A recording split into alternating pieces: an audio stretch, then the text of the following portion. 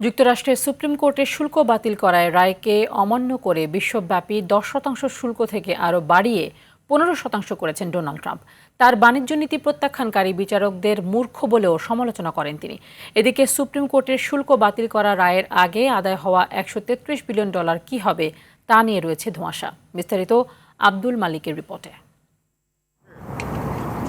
গত 20 ফেব্রুয়ারি যুক্তরাষ্ট্রের supreme court president Donald ট্রাম্পের চাপানো শুল্ককে অবৈধ ঘোষণা করে একটি ঐতিহাসিক রায় দেয়। সুপ্রিম কোর্টের রায়ের পরই শনিবার প্রথমে বিশ্বব্যাপী আরও 10% শুল্ক আরোপের ঘোষণা করে প্রেসিডেন্ট ট্রাম্প। এই ঘটনার কয়েক ঘন্টা যেতে না যেতেই সেই শুল্ক বাড়ানোর ঘোষণা করেন তিনি। এবারে যা দাঁড়ায় 15%। যুক্তরাষ্ট্রের আইন অনুযায়ী এই 15% শুল্ক আগামী 150 দিন কার্যকর থাকবে। সারা বিশ্ব থেকে পণ্য আমদানিতে শুল্ক আরোপ করেন। বাংলাদেশের ক্ষেত্রে যা বর্তমানে রয়েছে 19%।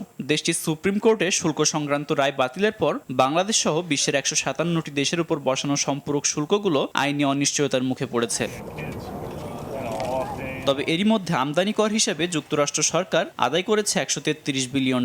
সুপ্রিম কোর্টের রায়ের পরও এই অর্থ ফেরতের সম্ভাবনা ক্ষীণ, কেননা প্রশাসন বা সুপ্রিম কোর্ট কেউই বলেনি প্রক্রিয়াটি কিভাবে চলবে। এদিকে প্রতিষ্ঠানগুলো শুল্কের অর্থ ফেরত পেলেও এতদিন বেশি খরচ করা ভোক্তাদের কাছে তা পৌঁছানোর সম্ভাবনা দেখছেন না বিশ্লেষকরা।